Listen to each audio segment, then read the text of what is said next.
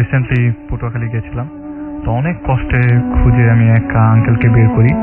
তো সে আপনার পটুয়াখালী একটা থানার পাশে পোস্টমর্টেম করতো আর কি, তো ওই থানার আন্ডারে আর কি। তো তাকে অনেক কষ্টে খুঁজে বের করি আমি, এবং ভীষণ জোরাজুরি করার পরে তার জীবনে ঘটে যাওয়া সবচেয়ে ভয়ঙ্কর সেই রাতের কথা আমাকে জানায়। তো নর্মালি আপনার থানাতে বিভিন্ন ধরনের কেস দায়ের করা হতো, মার্ডার কেস, সুইসাইডাল কেস, তাছাড়া বেওয়ারিশ লাশ পেলে সেগুলি পোস্টমর্টেম করা। তো তার বয়স ভালোই, 50-এর উপরে বয়স, এবং সে অনেক দিন ধরে এরকম মানে ডেড বডি নর্মালি পোস্টমর্টেম করে থাকে। তো আজকে থেকে 6 বছর আগের ঘটনা। সে আমাকে ওই দিন প্রায় ভীত সন্ত্রস্ত অবস্থায় এই ঘটনাগুলি বললেন, যে বলতে যাচ্ছেন না, তাও আমি অনেক জোরাজুরি করার পর তিনি বলেছেন। সেটা ছিল প্রায় বছরের মাঝখানে একটা মাসে। ওই দিন রাত নর্মালি উনি আপনার ডেড বডিগুলো কাটার সময় রাত্রেবেলায় বেছে নিয়েছেন। স্বাভাবিকভাবে যেভাবে কাটে সেভাবেই সে নর্মালি আগে ডেড বডি কাটতেন। তো ওই দিন সে তার মানে নর্মালি একটা সঙ্গী থাকে তার সাথে ডেড বডি কাটার জন্য, তাকে নিয়ে সবসময় তিনি ডেড বডি কাটতেন। এবং যেভাবে আমরা জানি যে ডোমরা যেভাবে ডেড বডি কাটেন অস্বাভাবিক অবস্থায়, সেভাবেই কাটতেন তিনি। প্রতিদিন প্রতি মাসে তার এরকম 25 থেকে 30টা ডেড বডি কাটা হতো। এবং যে পুলিশ স্টেশন জায়গাটা, যেখানে পোস্টমর্টেম করার জায়গাটা একটু সামনে, আপনার ওই পুলিশ স্টেশন থেকে প্রায় 70 থেকে 80 গজ সামনে, এবং এটা আশেপাশে গাছগাছালি। রুমটা 2টা রুম, একটা রুমে আপনার ওই স্পেসিমেনগুলো রাখতো, আর আরেকটা রুমে স্ট্রেচার ছিল, সেখানে ডেড বডিটা কাটা হতো। তো সেই রাতে সে নর্মালি সে দুপুরবেলা বা দিনের বেলা এরকম পোস্টমর্টেম করতেন না, রাতের বেলা বেছে নিয়েছেন তার কাজের সময়টা।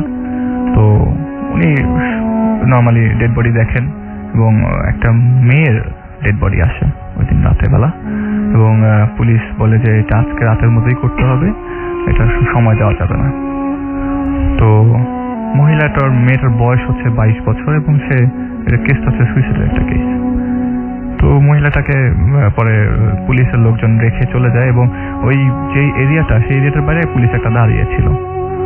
তো ওই রুমের পাশে পিছনেই বা একটা জায়গা যেখানে গর্ত করা, আপনার যদি কোনো বেওয়ারিশ লাশ আসে সেটা আপনার এখানে আগে, এখন রিসেন্টলি নাকি ওখানে গভর্নমেন্ট জানাজা দিয়ে লাশ দাফন করেন, বাট 5-6 বছর আগে জানাজাতে দাফন হতো না।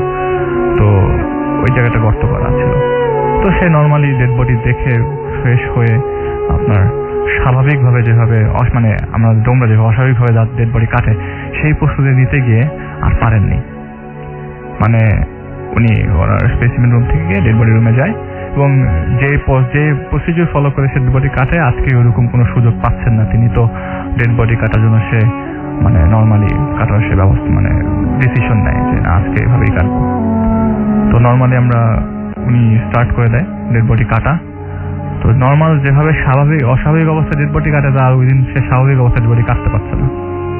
নাকের মধ্যে আপনার গামছা পেঁচিয়ে সে পোস্ট দেয়, কিন্তু পোস্টটা পড়ছে না ডেড বডির উপরে।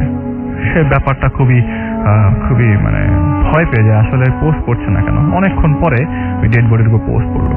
পোস্ট পড়ার পর যেন আমরা ওয়াই শেপ ইনসিশন দিই, যেটা সেভাবে ঠিক মানে ওয়াইয়ের মতো করে আপনার একটা হচ্ছে লম্বা আই এর মতো, একটা হচ্ছে ওয়াই এর মতো, দুই ধরনের। আই মানে আপনার শোল্ডার থেকে এসে স্টার্নামের মাঝখানে একটা 2টা পয়েন্ট জোড়া লেগে নিচে আপনার রাইট ট্রাঙ্ক পর্যন্ত চলে যায়, যেভাবে ডেড বডি কাটা হয় আর কি।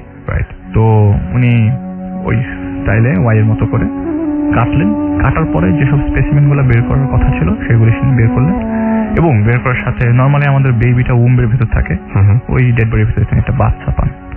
বাচ্চাটা মরাই থাকে, এবং সেটা আলাদা করে সে ফরমালিনের মধ্যে রেখে আসে। এবং ওই দিন আপনার পুলিশ স্টেশন থেকে আপনার খোঁজ আসে যে না, ওই ডেড বডির আপনার ব্রেইনটাও বের করতে হবে। তো নর্মালি আমরা ব্রেইনটা যখন কাটি, স্ক্যাল্পটা সরিয়ে ওইটা হলো স্ট্রাইকার স, ওই স দিয়ে আমরা সি শেপ করে বলটা খুলে নিয়ে আসি। কিন্তু উনি তো গ্রাম সাইডে তো এই ব্যবস্থা নাই।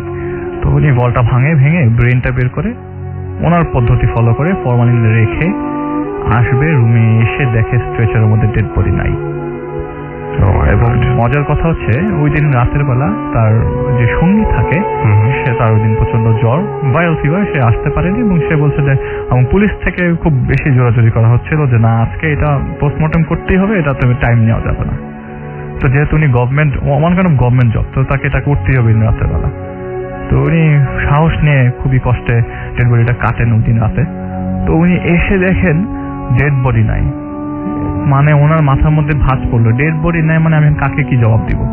অবশ্যই এটার নিশ্চয়ই কোনো পরিচয় আছে, ডেড বডিটা আমাকে ব্যাক করে দিতে হবে, সব দোষ তার উপর পড়বে, তখন জবাব দিয়ে তাকেই করতে হবে। ডেড বডি কোথায় গেল? এটা তো কেউ শুনবে না যে এটা মানে কোনো সুপার ন্যাচারাল ভ্যানিশ হয়ে গেছে এরকম কিছু। তো উনি ডেড বডি খোঁজার জন্য মানে হন্তদন্ত হয়ে বেরিয়ে গেলেন ওই রুম থেকে, পোস্টমর্টম রুম থেকে বেরিয়ে গেলেন এবং আশেপাশে টর্চ মেরে দেখছেন কোথাও ডেড বডিটা নাই। হঠাৎ করে মাথা পিছন দিকে তাকালেন, যেটা দেখার জন্য তিনি প্রস্তুত ছিলেন না। উনি ওনার এক্সপিরিয়েন্সের 30 বছরে তিনি এরকম জিনিস কখনো দেখেনি। এত ডেড বডি তার হাতের উপর দিয়ে গেছে, এত ডেড বডি সে কেটেছে।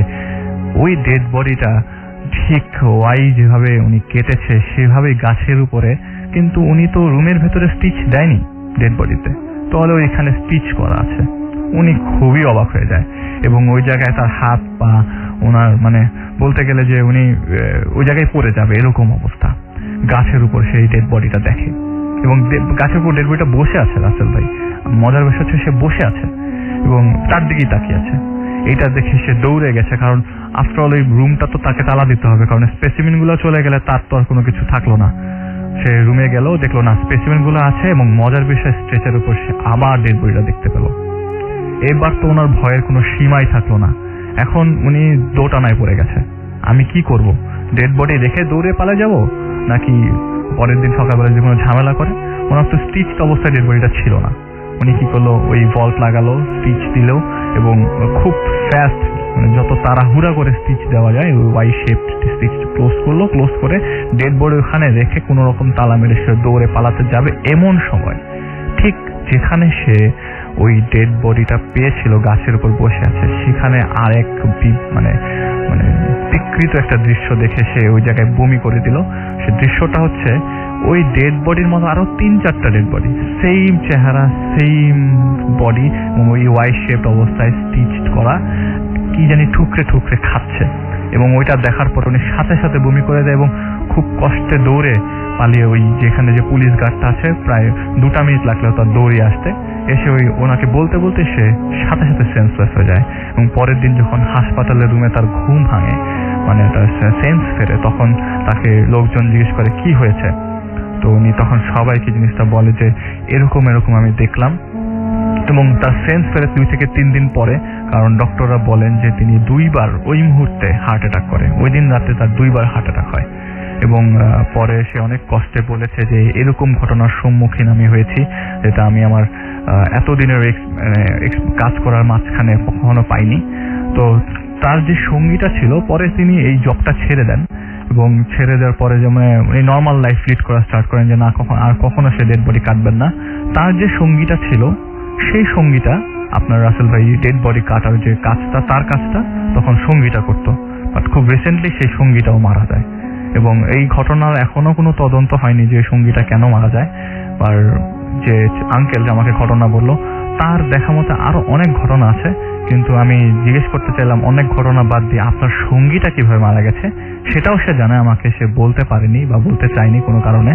আমি অনেক চেষ্টা করেছি রাসেল ভাই ঘটনাটা তার কাছ থেকে জানার জন্য, সে আমাকে কিছুতেই বলেনি। তবে আশা করছি তাকে আমি রাজি করিয়ে ফেলবো এবং রাজি করানোর সাথে সাথে যদি পারি আমি তাকে স্টুডিওতে আনার জন্য চেষ্টা করবো। ওকে, প্রথম যে ঘটনাটা বলতে যাচ্ছি সেটা হচ্ছে আমার ভাগ্নের ফ্রেন্ডের চাচা আর কি। তো অনেক দিন আগে, তো তার বয়স যখন 13 বছর ছিল, তো আমার ভাগ্নের ফ্রেন্ড হচ্ছে, আমার ভাগ্নের নাম হচ্ছে আনান। তো ওর ফ্রেন্ডের চাচা বয়স যখন 13 বছর, তখনই আপনার ওর বাবা খুব প্রেশারাইজ করে যে মাদ্রাসায় ভর্তি করবে। তো ফ্যামিলির সবাই এটা অপোজ করলো, বাবা করতে চাচ্ছিল না যে না আমার ছেলেকে মাদ্রাসাতে পড়াবো। তো এই চাচা বলছিল যে না আমি তো মাদ্রাসায় পড়তে চাই না, কিন্তু বাবার সামনে সে আর কথা বলতে পারেনি। অনেক জোর করে ওর বাবা ওনাকে 13 বছর বয়সে মাদ্রাসাতে ভর্তি করিয়ে দেয়। তো বাড়ি থেকে মাদ্রাসাটা প্রায় 10 থেকে 12 মাইল দূরে ছিল। তো মাদ্রাসাতে ভর্তি হওয়ার পরে যেখানে যে মাদ্রাসাটা পরিচালনা করতো যে হুজুর, সে অনেক কড়া ছিল এবং ওই এরিয়ার যেসব সালিশ হতো, মিটিং হতো, তারপরে বিচার হতো, বা কোনো মানুষকে যদি জিনে আছর করতো বা পজেস করতো, মানে উনি সব সলিউশন জানতেন। তো ওনাকে সবাই মাদ্রাসার যে 50 জন 60 জন আপনার মাদ্রাসার ছাত্র ছিল, সবাই ওনাকে খুব ভয় পেত।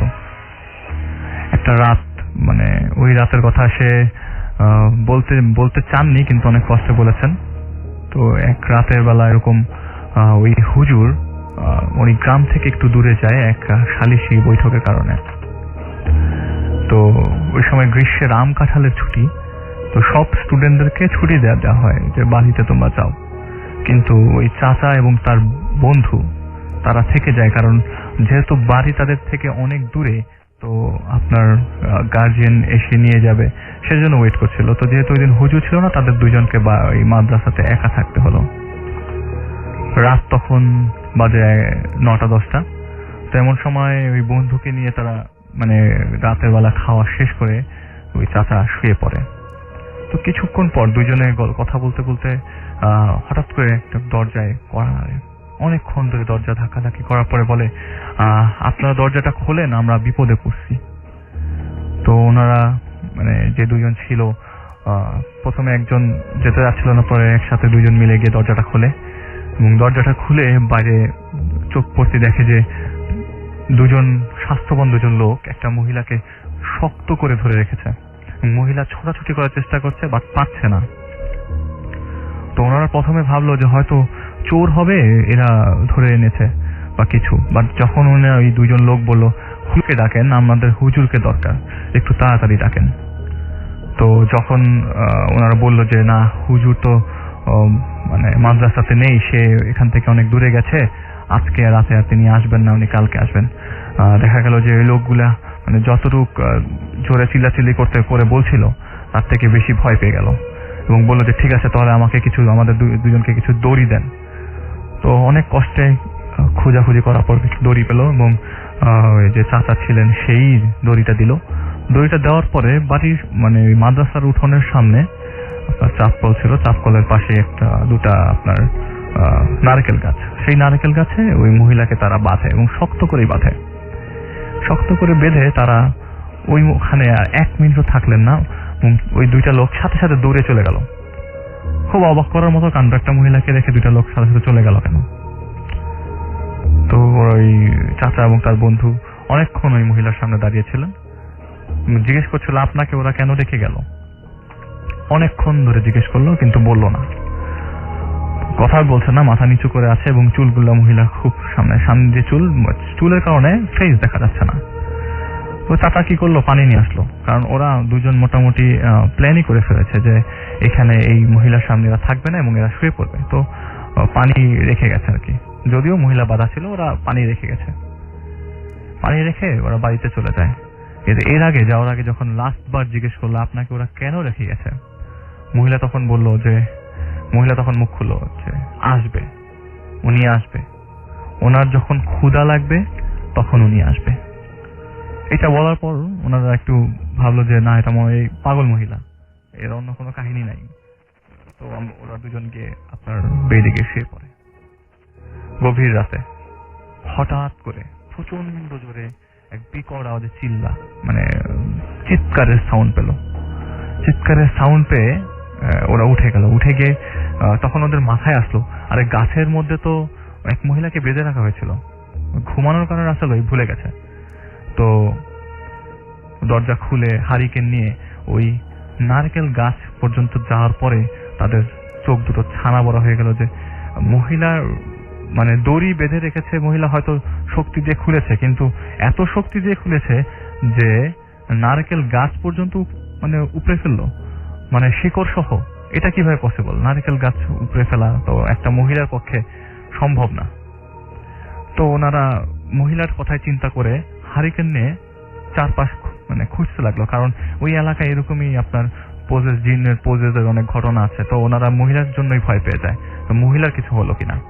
আশেপাশে খুঁজতে খুঁজতে একটু সামনে গিয়ে পশ্চিম ধারে একটা কচু পাতার ঝোপ ছিল, এবং ওই ঝোপ সরাতে সরাতে তারা এগিয়ে দেখে, যেটা দেখার জন্য তারা কখনো ওয়েট করেনি, দেখে যে একটা মহিলা, মুখটা বিকৃত, মাথায় চুল নেই, কপাল ছেঁড়া এবং একটা মানে আধা খাওয়া একটা বাচ্চাটা খাওয়া হয়ে গেছে, অর্ধেক খাওয়া বাচ্চা হাতে নিয়ে ওদের দিকে মুখ করে তাকালো। ওইটা দেখার পরে মানে ওই জায়গায় কেউ নর্মাল অবস্থায় থাকতে পারবে না। তো ওইটা দেখার পর ওই ফ্রেন্ড, ওই জায়গায় ওনার যে ফ্রেন্ড ছিল জলিল, ওই জায়গায় স্টাক হয়ে যায় এবং উনি ওইটা দেখে ওখান থেকে দৌড় দেয়, মানে হারিকেনটা ফেলেই দৌড় দেয়। আর যে জলিল মানে উনি পিছন থেকে জলিলের সাউন্ড পাচ্ছিল, উনি যেতে যেতে দেখো জলিল হঠাৎ করে একটা মানে ধপাস একটা সাউন্ড হলো, মানে গাছের গুড়ির সাথে লেগে জলিল পড়ে গেছে। কিন্তু উনি ওনার নিজের যান বাঁচানোর জন্য মাদ্রাসার কাছ পর্যন্ত এসে গিয়ে সাথে সাথে সেন্সলেস হয়ে যায়। পরের দিন সকালবেলা যখন ওনার জ্ঞান ফেরে, হুজুর যখন আসে তখন সে জিজ্ঞেস করলেন সবার আগে যে আমাদের এখানে দুটো লোক কালকে এসেছিল এবং আসার পরে এখানে আপনার একটা মহিলার সাথে ছিল, তাদের মধ্যে নারকেল গাছে বাঁধে, নারকেল গাছটা উপড়ে ফেলা হয় আমরা যখন দেখি, এবং পরে গিয়ে ঝোপের মধ্যে দেখা যায় যে ওই মহিলাটা একটা বাচ্চা খেতে থাকে। সেটা দেখে তারা ওখানে দাঁড়াতে পারেনি। কিন্তু সাথে সাথে জিজ্ঞেস করলো জলিলের কি অবস্থা, জলিল কি রাত্রেবেলা বাসায় মানে মাদ্রাসায় আসছিল?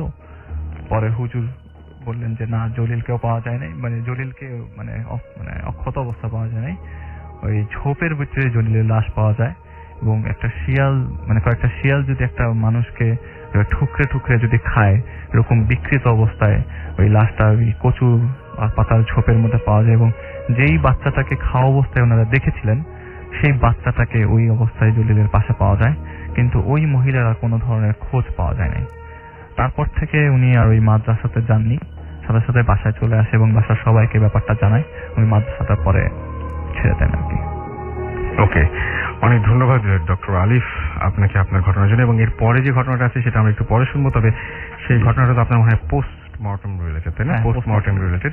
সো সেই ঘটনায় আমরা আবারও ফিরে আসবো। আমাদের তার মাঝখানে একটা ছোট্ট একটা বিজ্ঞাপন বিরতি যেতে হবে, এবং বিজ্ঞাপন বিরতির পরে রয়েছে আমাদের আরো একজন নতুন অতিথি, তারপরে আবার আলিফ। যাই হোক, চলে যাবো আমরা আমাদের দ্বিতীয় অতিথির কাছে, এবং তিনি এসেছেন কোথা থেকে সেটা আমরা জেনে নেব তার কাছ থেকেই, তার নামও জেনে নেব, তারপরে শুনবো তার ঘটনাটি। আপনার নামটা একটু প্লিজ বলবেন এবং আপনি কোথা থেকে এসেছেন? হাই লিসেনার্স, আমি আনিল আহমেদ, আম ফ্রম কাঁঠালবাগান।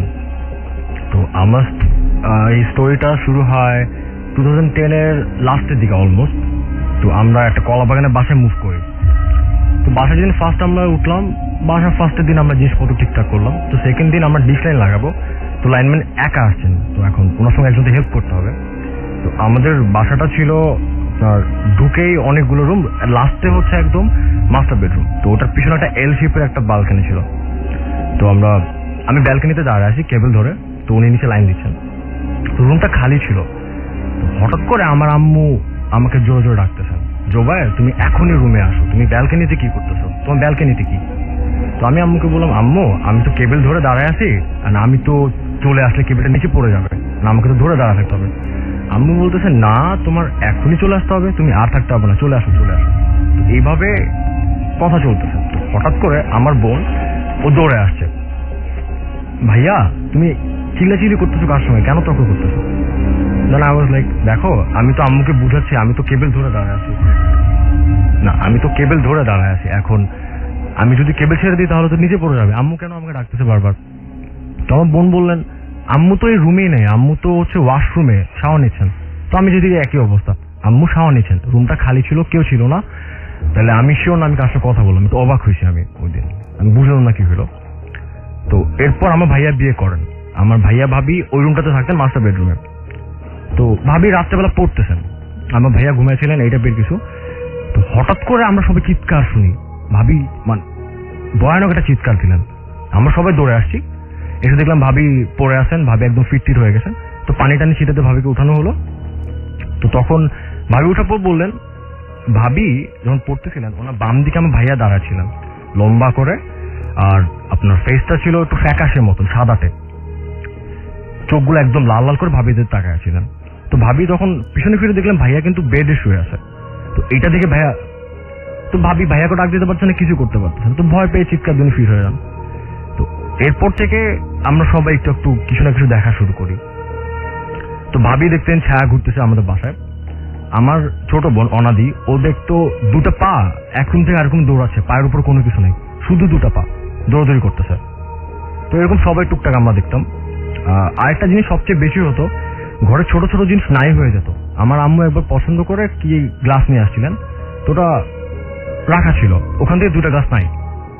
আমরা পুরো বাসা উল্টায় খুঁজছি, কোথাও কিছু নাই। বাট 4-5 দিন পর আমরা গ্লাস দুটোকে ওই একই প্লেসে পাইছি, ওটা ওখানে ব্যাগ, মানে কেউ নেয় ওখানে ছিল, মনে হচ্ছে আমরা ভুল দেখছি, এরকম একটা ব্যাপার। তো এর মধ্যে আমি জানুয়ারিতে সিলেটে যাই, তো ওখানে একটা ভালোই ভৌতিক একটা অবস্থা হয়। আমি যদি কখনো পরে আসি ফ্রেন্ড দিনে তাহলে বলতে পারবো। তো আমি ঢাকায় আসি, আসার পর আমি তখন আর একা ঘুমাতে পারতাম না, আমার অনেক সমস্যা হতো। তো আমার আব্বু আমার সঙ্গে ঘুমাতেন, আব্বু বেডে ঘুমাতেন, আমি নিচে ফ্লোরিং করতাম। তো প্রায় 15-20 দিন পর আমি স্বপ্নে দেখতেছি আমি আমার বাসায়, আমি ওই বেডের উপর শুয়ে আছি, ফ্লোরে যে বেড ওটার উপর আমি বসে আছি, অ্যান্ড আমার বাসায় কারা যেন ঘুর ঘুর করতেছে। আমি ফেস ঠিক মতো দেখতে পাচ্ছিলাম না, বুঝতেছিলাম অনেকজন ঘুর ঘুর করতেছে। তো হঠাৎ করে একজন দৌড়ে আসছে আমার রুমে, এসে আমার বা হাত ধরে আমাকে টেনে নামায় নিয়ে যাচ্ছে। তো আমি প্রচন্ড ভয় পেয়ে সুরা পড়লাম। সুরা পড়ার পর সে আমাকে রেখে দিয়ে সরে গেল। তো আমি ঘুম ভেঙে দেখি ও আমাকে যেভাবে রাখছে আমি ঠিক ওভাবে পড়ে আছি দরজার সামনে, আমার বা হাতটা মাথার উপরে উঠে আছে, অ্যান্ড আমার বা হাত ও যেখানে ধরছিল ওটা লাল হয়ে আছে, একদম লাল। আমি প্রচন্ড ভয় পেলাম। তো এখন আমি উঠে আব্বুর দিকে তাকালাম, আমার আব্বু ঘুমায় আছেন, উনি কিছু শুনতে পাননি, যেহেতু আমি স্বপ্ন দেখতেছিলাম। হয়তো আমি সাউন্ড টাউন তো অবশ্যই আমি করছি, আমাকে টেনে নিচে আসে বা আমি যদি এসে থাকি, সাউন্ড তো হওয়ার কথা, আমার বাবা কিছুই শোনেননি। তো আমি ঘুমালাম সোরাটার উপরে, আবার আমি সেম স্বপ্নটাই দেখছি, সেম ভাবে বাসায় কি কি ঘোরাঘুরি করতেছিল, আমাকে টেনে নামিয়ে নিয়ে যায়, আমি যেই সুরাটা পড়ি সে আমাকে ছেড়ে দেয়। ঘুম ভেঙে আমি নিজেকে ওই একই জায়গায় আবিষ্কার করি, সেম ভাবে আমার হাতটা লাল হয়ে আছে। এইবারও আমার বাবা কিছু খোঁজ পাননি। থার্ড টাইমও সেম হলো, একদম সেম, আমার হাত ওভাবেই আছে আর লাল হয়ে আছে, সুরাপুলো আমাকে ছেড়ে দেয়, আমি ঘুম থেকে ঢোপে পাই। তো তখন ফজর আজান দিয়ে দেয়। তো এরপর আমি ঘুমায় পড়ি। তো এরপর আবার আমি স্বপ্নে দেখি যেটা, এবার আমার কাছে এসে বলে, ওরা মানে যেই ছিল আমি জানি না ওটা কি ছিল তখন, তো কি একটা ভাষা কথা বলতেছে আমি কিছু বুঝিনি, বাট হঠাৎ করে আমি রিয়েলাইজ করা শুরু করবো আমাকে কি বলতেছে। তো আমি বুঝতে পারলাম এটাই, ওরা এই বাসায় অনেক আগে থেকে আছে, ওরা বেশ কয়েকজন ছিল, অ্যান্ড আমরা তো পরে আসছি, আমরা হচ্ছে আউটসাইডার। এখন আমরা তো ভাবির ওই কাহিনীর পর আমরা ভাবছিলাম যে মিলাদ পড়াবো বাসায়, আর আমরা তো সবসময় কিছু হলে সুরা টুরা পড়ি।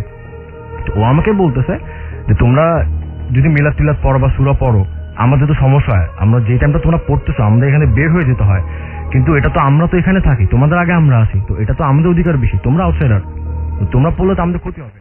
একটা কাজ, তোমরা যদি পড়ো তাহলে আমরা তোমাদের ক্ষতি করবো, বাট তোমরা যদি না পড়ো আমরা কিছু করবো না, ইটস ডান। আচ্ছা ঠিক আছে, ওকে। তো ঘুমালাম, সকালবেলা উঠলাম, আমি তখন কাউকে কিছু বলিনি, আমি নিজেও বুঝিনি এটা অ্যাকচুয়ালি কি হলো। তো কয়েকদিন পর আমার বোনের সঙ্গে আম্মুর সঙ্গে শেয়ার করি। এর মধ্যে যেটা হতো, আমার ভাবি উনি জাহাঙ্গীরনগর ইউনিভার্সিটিতে পড়তেন, তো ওনার পরীক্ষা আসতে দেখে আমার ভাইয়ের ভাবে ওখানে চলে যান। তো আমার রুমটা সবসময় গরম থাকতো, আমাদের বাসাটা হচ্ছে 5 তলা, আমাদের হচ্ছে টপ ফ্লোর, তো আমার রুমটা সবসময় গরম থাকতো। যেহেতু ভাবিরা চলে গেছে আমাদের রুম একটা খালি হয়ে যায়, তখন আমি আমাদের বাসার সবচেয়ে যে ঠান্ডা যে রুমটা ছিল আম্মুদের রুম, আমি ওটাতে শিফট করি, আম্মুরা ভাবিদের রুমে শিফট করে। তো এখন আমি হঠাৎ করে রিয়েলাইজ করি এখন এই রুমটা গরম, আমি যে রুমে আগে ছিলাম ওটা এখন ঠান্ডা হয়ে গেছে, এখন আমার রুমটা গরম সবসময় গরম। আমি মানে ওখানে বসলে আমি ঘামা শুরু করি, শুধু আমি একা ঘামি, আর কেউ ঘামে না, যাই হোক। তো এটা হচ্ছে, এতদিন তো আমরা যা দেখতাম সব একা একা দেখতাম, বা ঘুমায় আসি বা রাতে স্বপ্ন টপ্ন দেখতাম, যাই হোক। এবার যেটা হয়, আমার এক ফ্রেন্ড আসছে আমার বাসায়, আমি ওর বাসায় যাবো, পিসি নিয়ে যাচ্ছি। তো আমার বাসা খালি ছিল, মাগরিব আজান দিয়ে দিচ্ছে, মানুষ যখন নামাজে যায় নামাজ পড় ওরকম টাইম। তো ও মেন গেটে দাঁড়ায় আছে, আমার মেন গেটের সঙ্গে একটা ওয়াশরুম ছিল। তো ও আমাকে বলতেছে, দোস্ত তোদের বাসায় তো কেউ নাই, তাহলে ওয়াশরুমে কে? তো আমিও সাউন্ড শুনলাম যে ওয়াশরুমে কেউ আছে, তো আমি দরজা খুলে দেখি ভিতরে কেউ নাই। আচ্ছা ঠিক আছে, ওকে ওকে ওকে ওকে। তারপর আমি চলে যাব, আমরা গেটটা লক করবো সেম ভাবে। এবার কেজন ফ্ল্যাশ করলো, আমি আরো সাহস করে যে খুলে দেখলাম ভিতরে কেউ নেই। আচ্ছা এবার আমরা তালা টালাতে চলে আসছি। তো আমি আমার বোনকে ফোন দিয়ে বলে দিলাম, আপু দেখো আমি তো চলে আসছি, এখন তুমি তো যাবা বাসায়, তুমি কাউকে নিয়ে যাও, আব্বু আম্মুকে আসলে তারপর তুমি যাও, একা যেও না, কারণ একা পেলে সমস্যা হতে পারে। এরপর থেকে আমরা সবাই এক্সপিরিয়েন্স শুরু করলাম, একদম গণহারে যেটাকে বলে। তো একদিন আমার আম্মু এবং আমার বোন রুমে বসে টিভি দেখতেছে। তো ওরা দেখলো যে এক্স্যাক্টলি আমি আর একটু খাটো অ্যান্ড খালি গায়ে একটা হাফ প্যান্ট পরা এক রুম থেকে বের হয়ে আরেক রুমে চলে যাচ্ছি। আর আমার সাইজটা ছিল তো আপনার জেলিফিশের মতো, পানিতে যেমন থাকে না সিথ্রু, একদম পুরো এরকম ভেসে ভেসে চলে যাচ্ছে। তো ওরা ফার্স্টে বুঝে না অ্যাকচুয়ালি কি। তারপর আমার বোন দেখতে গেল রুমে, এটা কে, রুমে কেউ নেই। তো তখন আমার বোন আমার রুমে এসে দেখে আমি ঘুমাচ্ছি, আর আমি একটা পাজামা পরা, আমি ঘুমে আছি। আমাকে ওটা জিজ্ঞেস করলো কি ব্যাপার, তো আমি তো বললাম আমি তো ঘুমে আছি, আমি কিভাবে অন্য রুমে যাবো। এই জিনিসটা আরো একবার হয়, সেম ভাবে দৌড়াদৌড়ি করতেছে। তো এবার ওরা মনে করছে যেটা দৌড়াচ্ছে ওটাই আমি মানে ফোনে কথা বলতেছি, ফোনে কথা বলতে বলতে এক রুম থেকে আরেক রুম চলে যাচ্ছি। তো আমার একটা বদ অভ্যাস, আমি যখন কম্পিউটার বসে টাইপ করি অনেক জোরে জোরে টাইপ করি। তো ওনারা দেখলেন যে আমি একটা রুমে ঢুকছি কিন্তু আমার রুম থেকে টাইপিং শব্দ আসতেছে। তো আম্মু আর আমার বোন ওনারা সাহস করে আমার রুমে এসে দেখতে চাইলেন যে অ্যাকচুয়ালি কি। তো এসে দেখেন আমি অ্যাকচুয়ালি কম্পিউটার সামনে বসে আমি টাইপ করতেছি, আমি আমার রুমে, বাট ওটা যেটা অন্য রুমে গেল ওটা আমি ছিলাম না। তো এভাবে সেম এটা আরেকবার হয়। আরো পরে আমি আর আমার বোন টিভি দেখতেছি রাত্রেবেলা। তো আমার বোন উঠে চলে যায় রুমে, রুমটা লক করে দেয়। আমার বোন আম্মুর সঙ্গে ঘুমায়, তখন ও একা ঘুমাতে পারে না। তো আমি টিভি দেখতেছি, তো লাইটটা সব অফ করে দিই। তো হঠাৎ করে দেখি আমার বোন রান্নাঘর থেকে বের হয়ে আসছে, একটা হলুদ ড্রেস পরা। আমি কিন্তু দেখছি আমার বোন রুমে চলে দরজা লক করে দিছে। এখন তো কোনো কোয়েশ্চেনে নেই রান্নাঘর থেকে বের হয়। তো বের হলো, বের হয়ে আমার সামনে দিয়ে হেঁটে ব্যালকনি থেকে বসলো। আই ওয়াজ লাইক আচ্ছা ঠিক আছে, আমি আমার বোনকে দেখে আসি। তো ওনাদের রুমে যে আমি নক করলাম, তো সে এসে দরজা খুলছে, কি হয়েছে ভাইয়া? বলো আচ্ছা ঠিক আছে, কিছু না, ঘুমায় যাও। আমি ব্যালকনিতে যেয়ে দেখি ওখানে কেউ নাই, দেয়ার ওয়াজ নো ওয়ান। আচ্ছা, আর এখানে আরেকটা জিনিস হতো, আমরা যখনই আমাদের বাসার কোনো কাহিনী কারোর সঙ্গে শেয়ার করতে দিলাম, মানে ফোনে, আমাদের ফোনে নেটওয়ার্ক চলে যেত, একটা অসম্ভব একটা ব্যাপার। তো এটা একবার হয়, আমি আমার গার্লফ্রেন্ডের সঙ্গে কথা বলতেছি, তখন বাজে 10:30 11টা বাজে। তো ওকে আমি আমার বাসা কাহিনী বলতেছি, আমরিন এটা হচ্ছে আমার বাসায়, আমরা তো এগুলো ফিল করতেছি। তখন ছিল শীতকাল, ওই সময় ও কম্বল মুড়ি দিয়ে শুয়েছিল বেডের উপর। তো স্টোরি বলার সময় হঠাৎ করে মানুষের ভয় পেলে সাউন্ড করে না, এরকম একটা সাউন্ড করে। তো হঠাৎ করে এরকম একটা সাউন্ড করলো, কারণ আমি ওকে ডাকতেছি, ও আমি কোনো কথাই বলতেছে না। একটু পর সে আমাকে যেটা বললো, ও যখন বেডে শুয়েছিল ওর গায়ে থেকে কেউ একজন কম্বলটা টেনে নামায় নিয়ে গেছে, বাট রুমে কেউ ছিল না। তো অনেকক্ষণ পর সে উঠে আম্মুর কাছে চলে যায়। যাই হোক, আবার আমি প্রায় 2-3 মাস পর বা 1 মাস পর, আমার ঠিক এক্স্যাক্টলি খেয়াল নাই, ওকে আমি সেম থিং বলতেছি। ও তখন ব্যালকনিতে দাঁড়ায় ছিল সন্ধ্যার সময়। তো বলতেছি, মানুষ ডাকে না শোল্ডারে আপনার নক করে, যে এই হাত দিয়ে, এইভাবে ওকে ডাকতেছে। তো হাত ছড়া দিচ্ছে, ও মনে করছে ওর মেড হবে। তো হঠাৎ করে খেয়াল করলো ও তো ব্যালকনিতে ডোরটা ডোরটা লাগানো, ব্যালকনি তো ছাড়া কেউ নাই। এরকম হতো, আমরা যখনই কাউকে শেয়ার করতে যেতাম কিছু না কিছু হতো। তো তখন আমরা চেষ্টা করছি এই বাসা আমরা ছেড়ে দেবো, আমরা এই বাসায় থাকবো না, কারণ আমরা তো বুঝতে পারতেছি যারাই আছে আমাদের ক্ষতি টুতি হতে পারে। আমরা যখনই বাসা ছাড়তে চাই কিছু না কিছু একটা সমস্যা হতো। আচ্ছা, ওটা পরে। তো তারপর একদিন আমি ঘুমায় আছি রাত্রেবেলা, তখন বাজে 3টা উপর বেজে গেছে। আমার মাঝে মধ্যে এটা হতো, আমি এক্স্যাক্টলি 3টা বাজে ঘুম ভাঙতো, আর আমার মনে হতো রুমে কেউ আছে। বাট দিস টাইম আমি যেটা দেখলাম, একটা কালো ছায়ার মতো পুরো একদম একটা মানুষের পারফেক্ট সাইজ এসে আমার পাশে বসলো। আমি সঙ্গে সঙ্গে আবার চোখ বন্ধ করে ফেলছি, কারণ আমি মনে করছি চোখ বন্ধ হয়তো বা এটা চলে যাবে, কিংবা আমি হয়তো ভুল দেখছি। চোখ খোলার পর দেখি সে ওখানেই আছে। তো এরপরও যেটা করলো, আমার উপর দিয়ে ক্রস করে আমার লেফট সাইডে শুলো। শোয়ার পর এখন আমি তো ভয় পেয়েছি, এনাফ ভয় পেয়েছি, আমি উঠে চলে যাব। আমি যেই ঘুরতে গেছি, তো আমার লেফট শোল্ডারটা সে চেপে ধরছে। আমি আমার লেফট শোল্ডার মুভ করতে পারতেছি না, যত জোরে টানতেছি আমার আসে না। তো আমি সুরা পড়তেছি, ও আমার শোল্ডার ছাড়ছে না। তো এইভাবে একটা টাইমে আমি কি ঘুমায় পড়ছি না আমি অজ্ঞান হয়ে গেছি, আই ডোন্ট নো। যাই হোক, সকালে উঠছি, তো উঠে দেখি আমার পুরা চেস্টে একদম খামচির দাগ, অ্যান্ড আমার পিছনে কিছু কিছু জায়গায় খামচির দাগ আছে যেখানে আমার হাত যেতে পারবে না, পসিবল না, আমার হাত ওখানে যাবে না, পুরো বডিতে খামচির দাগ। এর কিছুদিন পরে আমি স্কাইপ করতেছি, তো ও আমাকে বলতে যাওয়ার সময় আমি স্কাইপ করতেছিলাম। তো আমি কি করবো, মানুষ যেহেতু যদি আপনার বসে, তো আগে তো চেক করে আসে, আমিও তো মিরর দেখে আসি, আমার ফেসটা দেখে আসি। যাই হোক, তো বসছি, বসার পর হঠাৎ করে আমাকে বলছে কি ব্যাপার, তোমাকে স্ক্র্যাচ কেন, কে স্ক্র্যাচ করছে? তো আমি দৌড়া মিররের সামনে গেলাম, যে দেখি আমার বা চোখের নিচে লম্বা একটা কাটা দাগ, মানে একটা স্ক্র্যাচ, ভয়ানক একটা স্ক্র্যাচ, পুরো ফুলে গেছে। একটু আগে ওখানে ছিল না এই স্ক্র্যাচটা, অ্যান্ড আমার হাতে কোনো নোক নাই যে আমি নিজে স্ক্র্যাচ করবো। আর আমি করলে তো দেখবি যার সঙ্গে স্ক্র্যাচ করতেছি যে আমি স্ক্র্যাচ করছি, বা সেরকম কিছু দেখে নেই।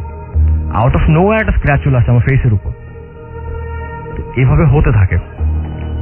তো আমরা দুঃস্বপ্ন দেখতাম সবসময়, হয় 3টা 3:30 এরকম সময়, অথবা আপনার ফজরের পর দুঃস্বপ্ন দেখতাম সবাই। আমরা ফজরের পর যতক্ষণ ঘুমিয়ে থাকতাম সারাটা টাইম দুঃস্বপ্ন দেখতাম। তো আমি কি করি, একটা কাগজে কিছু সূরা লেখা আমার বিছানায় নিচে রেখে দিই, আমার বালিশের নিচে ঢুকে রাখি। তো যেদিন ওই কালো ছায়াটা আমি দেখছিলাম ওই দিন ওই লেখাটা ছিল না ওখানে।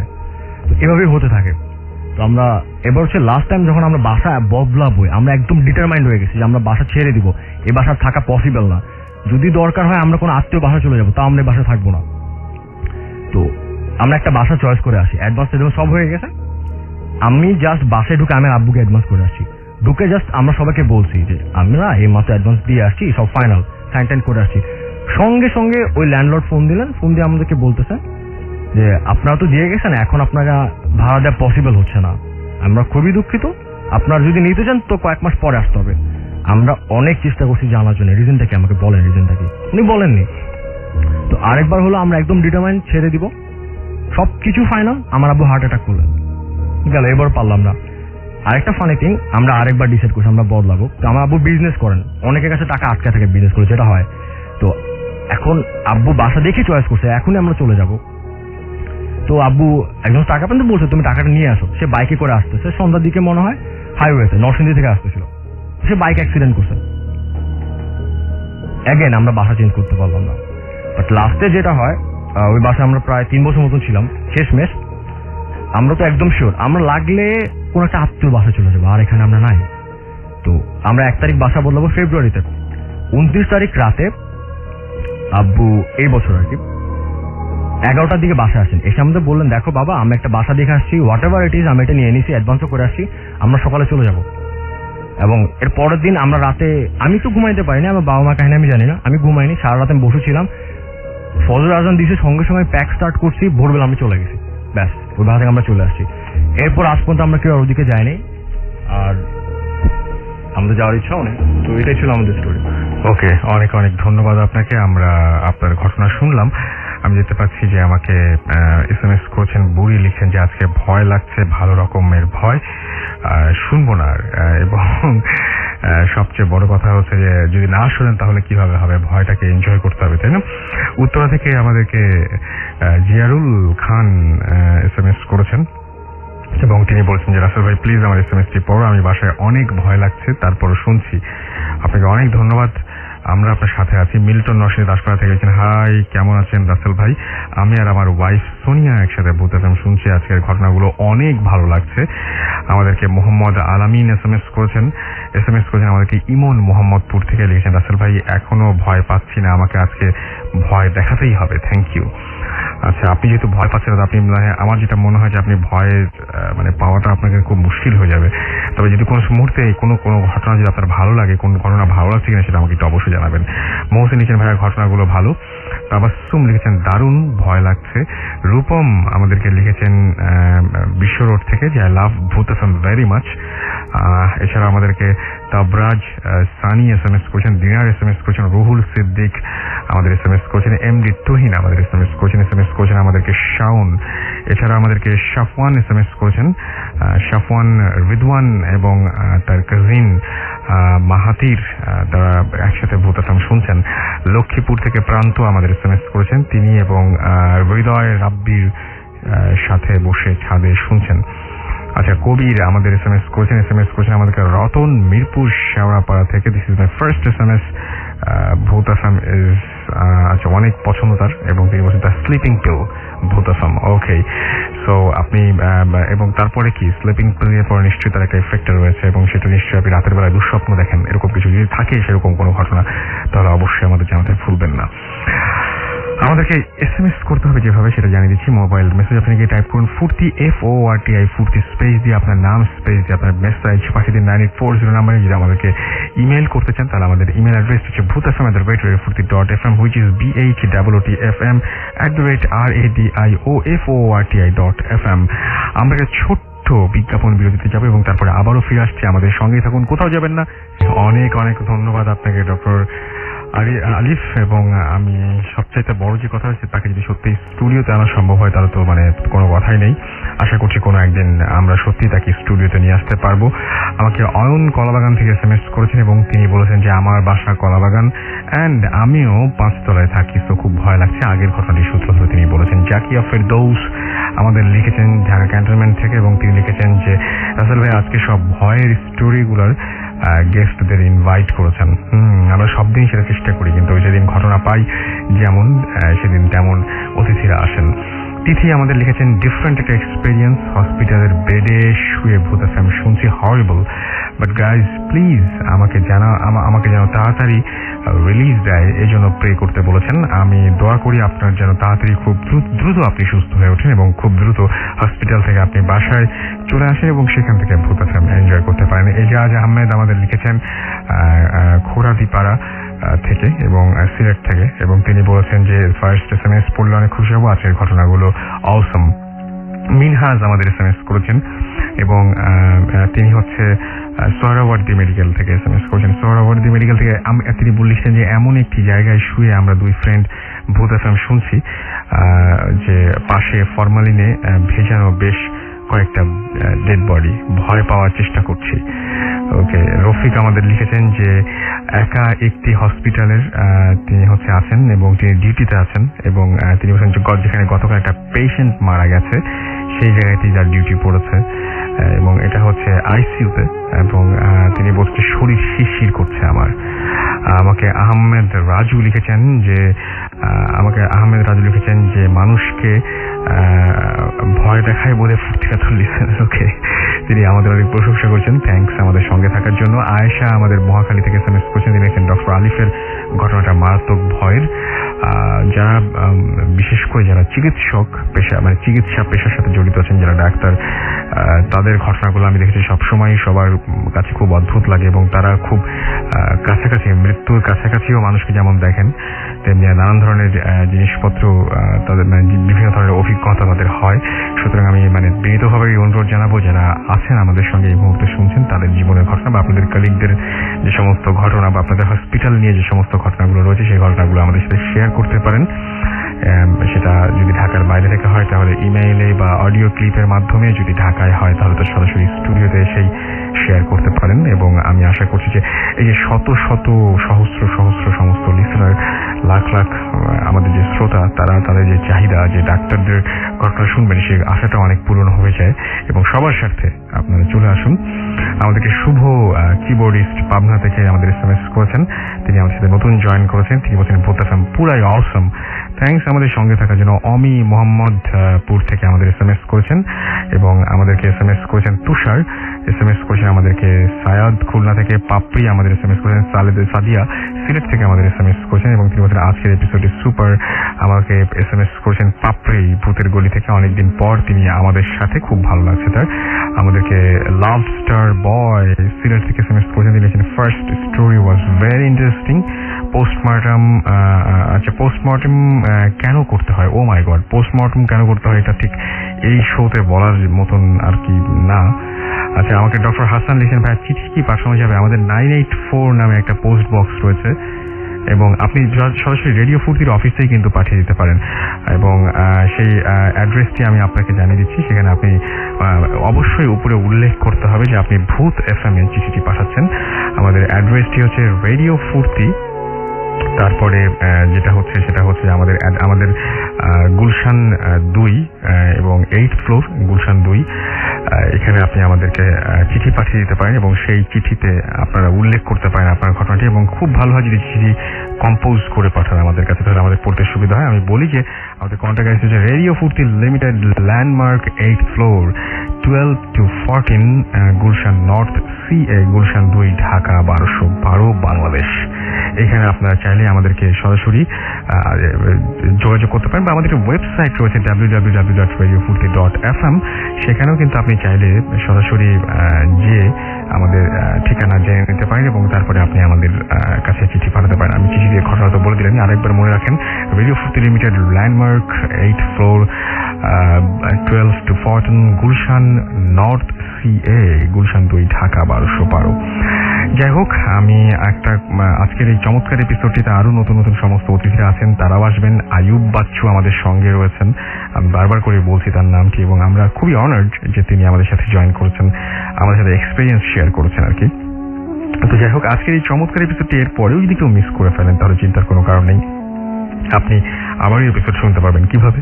আপনি এয়ারটেল এম রেডিওর মাধ্যমে খুব সহজেই এপিসোডে শুনতে পারেন। সেটা আপনি যেটা করতে হবে, আপনার এয়ারটেল নাম্বার থেকে ডায়াল করতে হবে 4040, সিলেক্ট করতে হবে চ্যানেল 22, তাহলে দেখবেন যে একের পর এক বিভিন্ন এপিসোড যে অপশনগুলো রয়েছে সেই অপশনগুলো আপনাদেরকে দেওয়া হচ্ছে, এবং যেই এপিসোডটি আপনি মিস করেছেন বা যে এপিসোডটি আপনি পুনরায় শুনতে চান সেটা আপনি চাইলেই শুনতে পারেন।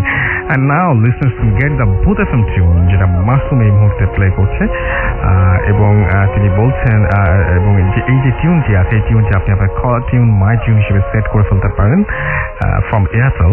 আপনাকে যেটা করতে হবে, আপনাকে এই টিউনের কোড নাম্বারটি মনে রাখতে হবে। Code number is 92125 and you can activate it by sending SMS, just একটা SMS পাঠিয়ে আপনি এই টিউনটি আপনার করে ফেলতে পারেন। আপনার মোবাইলের মেসেজ অপশনে গিয়ে টাইপ করুন সিটি স্পেস দিয়ে টাইপ করুন 92125 এবং এই এসএমএসটি পাঠিয়ে দিন 3123 নাম্বারে, ব্যাস এসএমএসটি আপনার হয়ে যাবে, এই টিউনটি আপনার হয়ে যাবে। আমাদের যদি এসএমএস করতে চান তাহলে মোবাইলের মেসেজ অপশনে গিয়ে টাইপ করুন ফুর্তি স্পেস দিয়ে আপনার নাম স্পেস দিয়ে আপনার মেসেজ পাঠিয়ে দিন 9840 নাম্বারে। আপনি যদি আমাদের সাথে সরাসরি ইমেল করে এখানে স্টুডিওতে উপস্থিত হতে চান তাহলে আমাদের ইমেল অ্যাড্রেসটি মনে রাখতে হবে। আমাদের ইমেল অ্যাড্রেস হচ্ছে bhutfm@radiofurti.fm, which is BHWTFM@radiofurti.fm। এখানে আপনার নাম, ঠিকানা এবং ফোন নাম্বার সহ আপনার জীবনের সেরা ঘটনাটি পাঠিয়ে দিন। আমরা সেই ঘটনাটি যদি সিলেক্টেড হয় তাহলে ডেফিনেটলি আপনাকে কল করব। আপনি স্টুডিওতে এসে সরাসরি ঘটনা বলবেন, অথবা আপনার ঘটনাটি আমরা পড়ে শোনাবো। দেশের বাইরে যারা রয়েছেন তাদেরকে বলবো যে আপনার ঘটনাটি রেকর্ড করে পাঠিয়ে দিন আমাদের কাছে, এবং সেই অডিও ক্লিপটি যদি সিলেক্টেড হয় তাহলে ডেফিনেটলি আমরা সেই অডিও ক্লিপটিও পড়ে শোনাবো।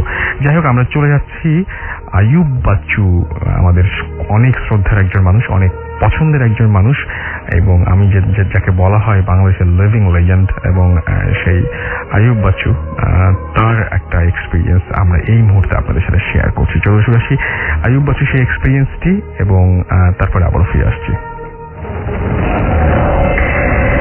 হ্যালো লিসনার্স, আমি সাদ, ভূত এফএমে আপনাদের সবাইকে অনেক শুভেচ্ছা। আমি এই মুহূর্তে আছি কিচেনে। এটা এমন একটা কিচেন যেখান থেকে খাওয়া তৈরি হয় না, তৈরি হয় অসাধারণ সব গান। অনেকে নিশ্চয়ই বুঝতে পেরেছেন আমি এই মুহূর্তে আছি আমাদের সবার প্রিয় আইয়ুব বাচ্চু, অর্থাৎ বাচ্চু ভাই স্টুডিও এবি কিচেনে। আর আমার সাথে আছেন এই মুহূর্তে আইয়ুব বাচ্চু। না, আজ তার সাথে কোনো গানের ব্যাপারে কথা বলতে আসিনি, আজ এখানে এসেছে আইয়ুব বাচ্চুর নিজস্ব একটি ভৌতিক এক্সপিরিয়েন্স শোনার জন্য। চলুন শোনা যায়। ভূত আছে কিনা আমি জানি না, ভূত বললে কিছু আছে কিনা, বাট একেবারে নাই তাও বলতে পারছি না। ব্যাপারটা খুবই সিম্পল এই কারণ আমরা আজকে থেকে, আমি তখন সোলো, আমার একটা মি অ্যান্ড মাই ফ্রেন্ড, এরকম আমরা একটা টিম ছিলাম।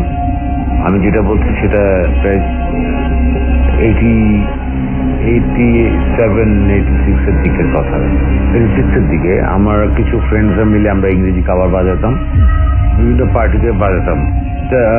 বাজাতে এক পর্যায়ে আমরা একটা ইনভিটেশন পেলাম সিলেট চা বাগানে, লাকাতুরা চা বাগানে। আমি বাগানটার নাম নাই বললাম। একটা চা বাগানে দাওয়াত পেলাম যে এখানে পার্টি হবে, বাজাতে হবে, ডানকান 100 ইয়ার সেলিব্রেশন। তো আমাদেরকে থাকার জন্য যে ভিলাটা দেওয়া হলো, একেবারে থমথমে বিশাল বড় একটা বাংলো, কিন্তু খুবই থমথমে। তা আমরা গিয়ে পৌঁছেছি তখন রাত প্রায় 12টা, খাওয়া দাওয়া করতে করতে প্রায় রাত 2টো। এখন এক একজন এক এক রুমে সেটেল হবে। ন্যাচারালি আমি একা থাকি এক রুমে, আর পার্শ্ববর্তী আমার অন্যান্যরা সবাই মিলে থাকে। তা আমি কখনো রুম শেয়ার করি উইদাউট মাই ওয়াইফ, আর তখন তো বিয়ে করিনি, তারপর রুম শেয়ার করি। তো এক পর্যায়ে দেখলাম যে রুমের মধ্যে ঢুকার পরে আমার মনে হলো যে শুধু আমি একা ঢুকিনি, আমার সাথে অনেকেই ঢুকেছে। চারিদিকে তাকিয়ে দেখি কেউ নেই, আমি আর আমার লাগেজটা ছাড়া, আমার গিটার ছাড়া, আর অন্যান্যরা সবাই অন্যান্য রুমে সেটেল হয়ে গেছে। ভাই, আমি এতটাই ভয় পেয়েছিলাম যে আমি ওখান থেকে লিটারেলি আমার গিটার এবং ব্যাগ নিয়ে আমি পার্শ্ববর্তী ওরা যে রুমে ঘুমিয়েছে ওদের রুমে চলে গেছি। এই রুম থেকে আমার মনে হচ্ছিল কেউ একজন আমার পাশে এসে বসে আমার গিটারটা ধরে দেখলো, এবং কিছু একটা হচ্ছে যেটা আমি দেখতে পাচ্ছি না কিন্তু অনুভব করতে পারছি। তো তখন থেকে ওই সময় মনে হচ্ছিল যে ভূত বলে কিছু নেইও বলা যাচ্ছে না, আবার আছেও বলা যাচ্ছে না, সবই বিশ্বাসের ব্যাপার। মানুষ থাকলে জিন যেমন আছে, তো ভূতের ব্যাপারটা একটু ভৌতিক হলেও একেবারে এড়িয়ে যাওয়া যাচ্ছে না আর কি। সাবধানে থাকা ভালো সবাই।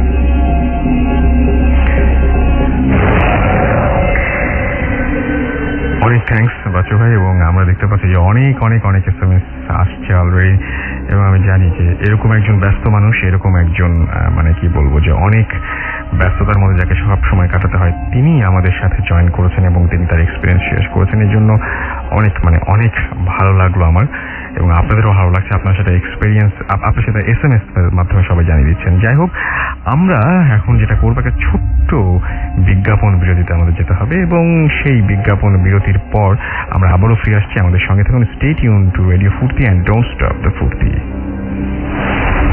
ফুর্তি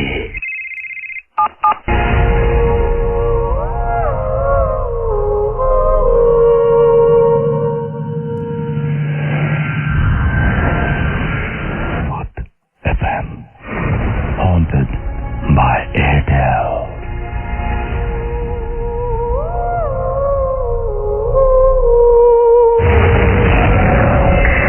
আমি মিশু বলছি, সমাজকর্ম ডিপার্টমেন্ট, বোরহানুদ্দিন কলেজ। এই বছরই ঘটনাটা আমার, এটা হচ্ছে ফেব্রুয়ারিতে রাত 10:30। ওই দিন হচ্ছে প্রচণ্ড বৃষ্টি ছিল, বাসায় যাচ্ছি তো ঢাকা ইউনিভার্সিটির যে সায়েন্স ফ্যাকাল্টির যে হলটা, শহীদুল্লাহ হল, ওইখান থেকে যাচ্ছি। হঠাৎ করে অনেকক্ষণ ধরেই একটা লোককে আমি খেয়াল করছিলাম যে রাস্তার মাঝখানে, মানে রাস্তার মাঝ দিয়ে হেঁটে আসছিল। তো হাঁটছি হঠাৎ করে একটা গাড়ি আসলো এবং লোকটা একদম উধাও। আমি প্রায় 3-4 মিনিট ধরে ওই লোকটাকে অনেকক্ষণ খুঁজতেছিলাম, বাট পাচ্ছিলাম না। পরে দেখলাম চারপাশে, দেখলাম যে কেউ নেই ওইরকম। আর আরেকটা ঘটনা আছে আমার, এটা হচ্ছে আমার এক ফ্রেন্ডের, ওর এক জ্যাঠার কাহিনী। ওর বড় চাচা, উনি হচ্ছে গ্রামে থাকতো, কৃষিকাজ করতো। তো উনি গ্রামে হচ্ছে পানি দেওয়ার জন্য মেশিন ঘর থাকে না, ওই মেশিন ঘরে উনি পানি ছাড়তে গেছে, সবসময় ছাড়ে। একদিন হচ্ছে উনি যাচ্ছে হঠাৎ করে উনি পিছন দিক থেকে দেখলো যে মানে কেউ ওনাকে ফলো করতেছে। উনি এটাকে মানে বেশি সাহসী ছিল, তো এই জন্য হচ্ছে উনি আর এটা ইগনোর করে সামনে চলে গেছে। তারপর অনেকক্ষণ হাঁটার পরে উনি ওই মেশিন ঘরে গেল, গিয়ে হচ্ছে পানি দিল, পানি ছাড়লো, বের হয়ে এসে আর উনি দেখলো যে উনি মানে ওনার সামনে কালো কি যেন একটা ঘুরতেছে। আর কিছুক্ষণ পরেই আর ওনার তেমন একটা ছিল না, উনি দৌড় দিতে চাইলো কিন্তু পড়ে গেল। পড়ে যাওয়ার পরে ওনার হাত পা একদম পাথরের মতো ভারী হয়ে গেল, উনি আর নড়তে পারেনি। তারপর হচ্ছে উনি কিছুক্ষণ পরে উনি নাকি এরকম ফিল করলেও যে উনি বাতাসের মধ্যে 5-6 ফিট উপরে ভাসতেছে। তারপর অনেক উনি চিল্লাফাল্লা করলো, আর ওই দিন আর উনি বাড়িতে ফিরতে পারেনি। তো উনি বাড়িতে ফিরেনি দেখে ওনার বাড়ির লোকজন পরের দিন এসে খোঁজ করতে লাগলো। খোঁজ করে ওনাকে অনেক খোঁজাখুঁজির পরে পাওয়া গেল একটা গাছের ডালে, যেখানে ওনার শরীরে প্রচন্ড রকমের ক্ষতচিহ্ন ছিল, ওনার গায়ে, মুখে, চোখে এবং পিঠে। পরে ওনাকে নিয়ে হচ্ছে অনেক ট্রিটমেন্ট করানোর পরে উনি বলে যে এরকম আমাকে ধরছে। উনি পরে এই সবটা বলে। তারপর আর এই ঘটনাটা হচ্ছে ওই এলাকার একটা প্রচলিত ঘটনা। ওই ঘটনাটা প্রায় সবাই জানে, কিন্তু উনি একটু বেশি সাহসী ছিল দেখে উনি এই জিনিসটা উনি মানতো না, আর এই জন্যই হচ্ছে এই হাতে পড়ছে।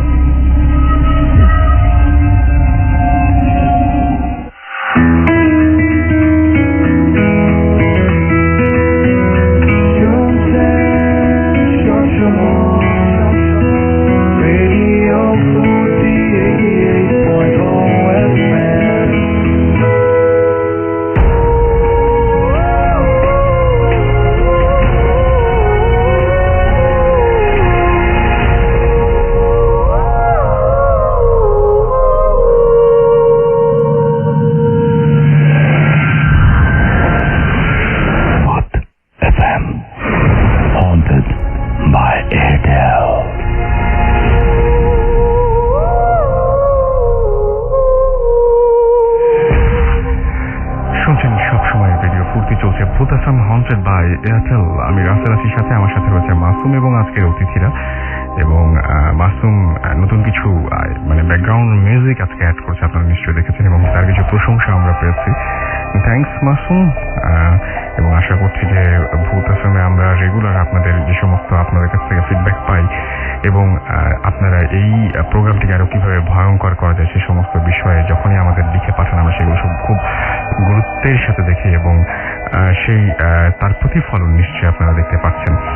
যাই হোক, আমাদেরকে Shahriar sir Salimullah medical college থেকে লিখেছেন যে ডক্টর আলিফ ভাই পোস্টমর্টম করার জন্য বোর্ড লাইটের প্রয়োজন হয় এবং তিনি বলছেন যে নাইটে করতে হলে ম্যাজিস্ট্রেট ইনকোয়েস্ট লাগে। আচ্ছা, আমি জিজ্ঞেস করেছিলাম যে ম্যাজিস্ট্রেট ইনকোয়েস্ট ছিল কিনা এবং তিনি বলছেন যে পর্যাপ্ত পরিমাণে লাইট ছিল এবং হ্যাঁ সেটাও ছিল, যে সমস্ত কিছু রিকোয়ারমেন্টস আছে সেগুলো পূরণ করা হয়েছিল, সেটা আলিফ একটু আগে আমাকে বলে গেছেন এই এসএমএসটি দেখার পরে। সবুজ আমাকে লিখেছেন, জালালাবাদ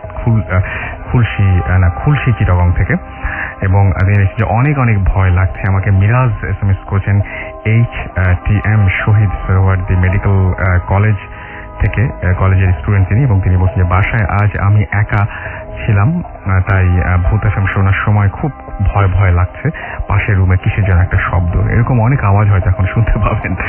আচ্ছা, সাকিব আমাকে লিখেছেন উত্তরা থেকে, অলওয়েজ ফিয়ার বিকজ ভূত এফএম ইজ হিয়ার। লিয়া বসুন্ধরা থেকে লিখেছেন আই এম লিসনিং। আচ্ছা, তিনি ভূত এফএম শুনছেন এবং তার সঙ্গে রয়েছে তার নতুন ফোন। অর্পিতা আমাকে লিখেছেন যে আমি আর আমার দিদি লিমা দুজনে মিলে ভূত এফএম শুনছি, খুব জোস লাগছে। এছাড়াও দেখতে পাচ্ছি আমাকে এসএমএস করেছেন লিখি মিরপুর থেকে। এছাড়া আমাদেরকে মাসুদ পারভেজ এসএমএস করেছেন আমাদেরকে অভিক লিখেছেন যে ইটস মাই ফার্স্ট এসএমএস এবং তিনি বলছেন যে ভূত এফএম রকস। ডক্টর আলিফের second story was so nice. আমাকে এসএমএস করেছেন জোহরা এবং তিনি বলছেন যে অন্য গেস্টদের চাইতেও এবি অর্থাৎ আয়ুব বাচ্চু যে ঘটনাটি শেয়ার করেছেন সেটা অনেক ছোট হলেও অনেক জোস। ডেফিনেটলি। আমাদেরকে এছাড়াও রোহিত এসএমএস করেছেন, মাসুমকে থ্যাঙ্কস জানিয়েছেন আজকের সাউন্ডের জন্য। আমাদেরকে এছাড়াও এসএমএস করেছেন সজীব। এসএমএস না পড়লে তিনি বলছেন যে এফএম অফ করে চলে যাব কিন্তু। আচ্ছা, অনেক এসএমএস পড়তে পারছি না, সবাই যদি এরকম করেন তাহলে খুব মুশকিলে পড়বো, কিন্তু আমি খুব লাকি যে সবাই এরকম করছেন না। এছাড়াও আমাদেরকে এসএমএস করেছেন রূপা, আলিফ ভাইয়ের স্টোরিগুলো জোস। ইরিন আমাকে এসএমএস করেছেন, লিখেছেন আই লাভ ভূত এফএম। ইথিকা লিখেছেন sorry I was late. Mohsin আমাকে এসএমএস করেছেন খুলনা থেকে, লাস্ট ঘটনাটি খুবই ভয় পেয়েছেন তিনি। এবং এছাড়াও আমি দেখতে পাচ্ছি যে আরো অনেকেই আমাদের এসএমএস করছেন। আমি চলে যাচ্ছি আমাদের আরো একটি ঘটনায় এবং এই ঘটনাটি যথারীতি একটা ইমেইলের মাধ্যমে এসছে, সুতরাং আমাকে পড়ে শোনাতে হবে। আমি ঘটনাটি পড়ে শোনাচ্ছি আপনাদেরকে, আমাদের সঙ্গেই থাকুন। আমাকে যিনি ঘটনা লিখেছেন একদম তার ভাষায় পড়ছি। আসসালামু আলাইকুম রাসেল ভাই, আমি জানি আপনি সবসময় ভালোর দলে এবং আমি আশা করছি আপনি এটা পড়ার সময়ও ভালোর দলে। আমার নাম শফি, আমি বর্তমানে অস্ট্রেলিয়াতে পড়াশোনা করছি। আমার ঘটনাটা 2007-এর দিকের ঘটনা, যখন আমি ফ্যামিলির সাথে ঢাকার নিকুঞ্জ 2 আবাসিক এলাকায় থাকতাম। আমাদের বাসাটা একটা 3 রাস্তার মোড় এবং মোড়ের একটা কর্নার প্লট, এর দোতলায় দক্ষিণ দিকের ফ্ল্যাট ছিল। আমি সঙ্গত কারণে বাসার নাম্বার রোড কিছুই বলছি না। আমার রুমটা ছিল কর্নার মুখী এবং রুমে একটা বারান্দাও ছিল। ঘটনা ঘটেছিল মে-জুন গ্রীষ্মকালের দিকে। গরমের কারণে আমি বারান্দার দরজা জানালা খোলা রেখে ঘুমাই, আর যে কোনো রাতের মতোই আমি দরজা খোলা রেখেই ঘুমাচ্ছি। রাত তখন 2টা থেকে 3টা বাজবে। আমার ঘুম ভেঙে গেল বিড়ালের ম্যাও ম্যাও একটা শব্দ শুনে। আসলে এই বিড়ালের শব্দ কোনো সাধারণ বিড়ালের মতন ছিল না। একটা বিড়াল যখন খুব রেগে গেলে বা ভয় পেলে যেরকম শব্দ করে, অনেকটা সেরকম হিংস্র টাইপের ছিল। আমি তো রাতের মাঝখানে ঘুম থেকে উঠে ভীষণ বিরক্ত হয়ে আমি ঘুম চোখে শব্দটার সোর্স খুঁজতে থাকি। আমার কাছে মনে হয় যে বিড়ালটা আমার বিছানার নিচ থেকে শব্দ করছে, ডাকছে। আমি কৌতূহল বশত খাটের নিচে তাকাই, আবছা আলো দেখতে পেলাম একটা কালো অথচ ধূসর রঙের বিড়াল খাটের নিচের কোণতে জড়সড় হয়ে ভয়ঙ্কর আওয়াজ করছে এবং থেকে থেকে হিসিং এর মতো একটা সাউন্ড আসছে। অন্ধকারেও বিড়ালটার চোখ দুটো জল করছিল, মনে হচ্ছিল সে কারো কাছ থেকে পালানোর চেষ্টা করছে। জিনিসটা আমার কাছে খুবই উদ্ভট লাগলো। আমার ঘরে বিড়াল আসার কথাই নয়, এবং কোনো কারণ নাই আমি বিড়াল পালতাম না, এবং সেখানে কখনো কোনো খাবারও থাকতো না। হঠাৎ বিড়াল হিংস্রভাবে ডাকা এবং সেই সাথে একটা ওই শিশানোর মতো শব্দ, হিসিং এর মতো একটা সাউন্ড করতে থাকলো, এবং রুমে আমি বেশ ঠান্ডা ঠান্ডা অনুভব করতে লাগলাম। বিড়ালটা যেই দিকে তাকিয়ে শব্দ করছিল আমি সেই দিকে তাকাই, এবং যা দেখি তা দেখে আমি প্রায় প্যারালাইজড হয়ে যাই। আবছা আবছা আলোতে আমি দেখতে পাই একটা মানুষরূপী অবয়বটা আমার খাট থেকে মাত্র 1 থেকে 2 মিটার দূরে দাঁড়িয়ে আছে। অবয়বটা 5 ফুটের একটু লম্বা ছিল, 5 ফুটের মতো লম্বা ছিল, এবং ধূসর ছায়ার মতো দেখতে। বিড়ালটার মতো আমিও তখন বিছানার ওপরের কোণাতে জড়সড় হয়ে যাই, এবং আমার মুখ থেকে কোনো শব্দ বের হচ্ছিল না। আমি তখন মনে মনে আল্লাহর নাম নেওয়ার চেষ্টা করি। আমি ভয়ে ভয়ে চোখ বন্ধ করে ফেলি, এবং কিছুক্ষণ পর বিড়ালটা চুপ হয়ে যায়। আমি চোখ খুলে দেখলাম অবয়বটা নেই, এবং বিড়ালটা দৌড়ে বারান্দার দিকে ছুটল। আমিও কি মনে করে বারান্দায় ছুটে গেলাম, এবং বিড়ালটাকে কোথাও দেখতে পেলাম না। বাসার সামনে রাস্তার অপর পারে একটা আবছা অবয়বের মতো কিছুকে আস্তে আস্তে সরে যেতে দেখলাম। আমার ওই রুমে আরো অনেক ঘটনা ঘটে। আমি প্রায়ই কিছু একটা প্রেজেন্স অনুভব করতাম, এবং যে রাতে এরকম হতো সে রাতে আমি ভয়ঙ্কর দুঃস্বপ্ন দেখতাম। আর একটা ঘটনাও প্রায় হতো, মাঝরাতে মনে হতো কে বা কারা আমার বাসার সামনে উচ্চ স্বরে কথা বলছে, এবং এই কথার গতি আস্তে আস্তে বেড়ে যেত, যা কিছু গান, কার্টুন অথবা কমেডি সিনেমাতে দেখা যায়। যে ভাষাতে তারা কথা বলতো তা আমি আগে কখনো শুনিনি, এবং তাদের কথোপকথন কিছুই বুঝতে পারতাম না। এই সময় আমি বারান্দাতে গেলে কিছু দেখতে পেতাম না, এবং কোনো শব্দ আর শুনতে পেতাম না। আমার ওই বাসার শেষ ঘটনাটা ঘটে 2008 ফেব্রুয়ারির এক রাতে, যখন আমি আমার রুমের পাশের বাথরুমে আটকা পড়ে যাই, এবং দরজা ভেঙে আমাকে বের করতে হয়। এর আগে ওই বাথরুমের দরজাতে কখনোই কোনো সমস্যা হয়নি। আমরা এই সব ঘটনা নিয়ে আমাদের বাড়িওয়ালার সাথে কথা বলতে চেষ্টা করি, কিন্তু তাতে তারা রাজি হননি। শুনেছি 3 রাস্তার মোড়ের বাসাগুলোতে প্যারানরমাল ঘটনা নাকি অহরহ ঘটে। আমি ঘটনাগুলোর ব্যাখ্যা আজও দিতে পারিনি। এরপর 2008 অক্টোবরে ওই বাসা ছেড়ে দিয়ে আমরা বসুন্ধরা আবাসিক এলাকাতে আমাদের নিজেদের বাসাতে মুভ করি। নিজের বাসাতে ওঠার পরে আর কোনো ঘটনা ঘটেনি মহান আল্লাহর অসীম রহমতে।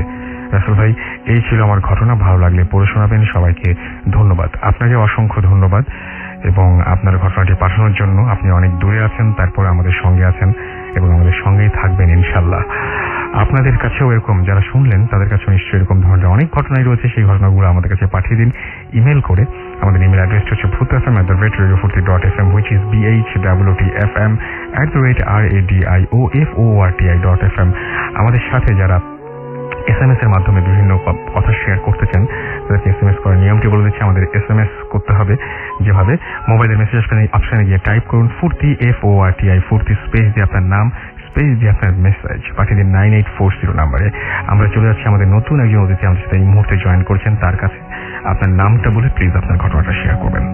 ধন্যবাদ রাসেল ভাই। আমি হানিফ, এসেছি পান্থপথ থেকে। আমি পান্থপথে একটু এগিয়ে আসবেন প্লিজ। আচ্ছা প্লিজ। ধন্যবাদ রাসেল ভাই। আমি হানিফ, এসেছি পান্থপথ থেকে। আমি পান্থপথের একজন স্থায়ী বাসিন্দা। তো আমার ঘটনাটা আমার বাসা কেন্দ্রিক। তো আমার ঘটনার শুরুতে আমি আমার ফ্যামিলির একটু বর্ণনা দিচ্ছি। আমার ফ্যামিলিতে আমার বাবা মা জীবিত নেই। আমার বড় ভাই আর ভাবি আছেন। তো আমার ভাই একজন ইউনিভার্সিটি টিচার। তো গত জানুয়ারি মাসে উনি একটি স্কলারশিপ পেয়ে ইংল্যান্ড চলে গেছেন উইথ আমার ভাবিকে নিয়ে আর কি। তো আমাদের বাসাটা খুব ছোট একটা বাসা, বাসাটা দোতলা। তো নিচতলায় আমরা থাকি, আর উপরতলাটা কমপ্লিট হয়নি, দ্যাটস ওয়াই সেটা আমরা ফার্নিচারের জন্য ভাড়া দিয়েছি। তো দেখা যাচ্ছে যে বাসায় ভাই ভাবে চলে যাওয়ার পরে সম্পূর্ণ আমি একা, আর বাসায় দারোয়ান আছে একজন, আর দারোয়ানের ওয়াইফ আছে একজন। তো দারোয়ান এবং দারোয়ানের ওয়াইফ দেখা যাচ্ছে অলমোস্ট গ্যারেজেই থাকে রাত্রেবেলা, আর দিনের বেলা একটু বাইরে যায়। অনেক সময় দারোয়ান বাজার করতে যায়, আর দারোয়ানের ওয়াইফ যিনি আছেন তিনি বিভিন্ন বাসায় কাজ করেন, সেটাই আর কি। তো আমি বাসায় অ্যাজ ইট ইজ ভাই ভাবে চলে যাওয়ার পরে এভরিথিং নর্মাল, সবকিছু ঠিকমতো চলছে। তো একদিন সকালে ঘুম থেকে ওঠার পরে দেখি যে আমার যে দেয়াল ঘড়িটা সেটা বন্ধ, বেজে আছে 4:10। তো লিসেনার আপনারা একটু খেয়াল করবেন, টাইমটা ছিল 4:10। হোয়াট এভার, আমি তারপর চিন্তা করলাম যে এটা ঘড়িটা ব্যাটারি শেষ হয়ে গেছে, বন্ধ হয়ে গেছে, ঠিক আছে আমি এটা পাল্টে দিলেই হলো। তো এইভাবে আমি ওয়াশরুমের দিকে যাচ্ছি, এবং দেন যাওয়ার পথে আমি খেয়াল করি যে ড্রয়িং রুমের ঘড়িটা বন্ধ হয়ে আছে। তখন ড্রয়িং রুমের ঘড়িটা বন্ধ হয়ে আছে, আমি খুব অবাক হলাম, দুটো ঘড়ি একসাথে বন্ধ, এবং ওইটার টাইমও একই সেম টাইমে বন্ধ হয়ে গেছে, যে 4:10। তবে সেটা খুব অবাক লাগলো যে 4:10-এই দুটো ঘড়ি একসাথে বন্ধ হলো রাত্রিবেলা। আচ্ছা ঠিক আছে, হতেই পারে, এটা একটা কোইন্সিডেন্স বা কাকতালীয় ঘটনা মনে করে আমি ফ্রেশ হলাম, বাইরে গেলাম, নাস্তা টাস্তা করে দুটো ব্যাটারি নিয়ে আসছি, এই দুটো ঘড়িতে একসাথে ব্যাটারি সেট করবো। তো ফার্স্ট ড্রয়িং রুমের ঘড়িটা সামনে পড়ছে, তো ওটা ধরতে হবে আগে। তো ওটা ব্যাটারি চেঞ্জ করার জন্য যেই ওটা ধরেছি যে এবার নামাবো, অ্যাট দ্য মেইন টাইম ঘড়িটা চলা শুরু করছে।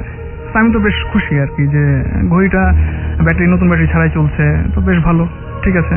মোবাইলে টাইম দেখে ওটাকে সেট করে ঝুলিয়ে দিলাম। অ্যাট দ্য মেইন টাইম আমি যখন আমার ঘরে আসি, আমার ঘড়ির যেটা আমার নিজের ঘরে যেটা রিয়াল ঘড়ি, সেটার ব্যাটারি চেঞ্জ করব। তো এসে দেখি যে অলমোস্ট ঘড়িটা চলতেছে।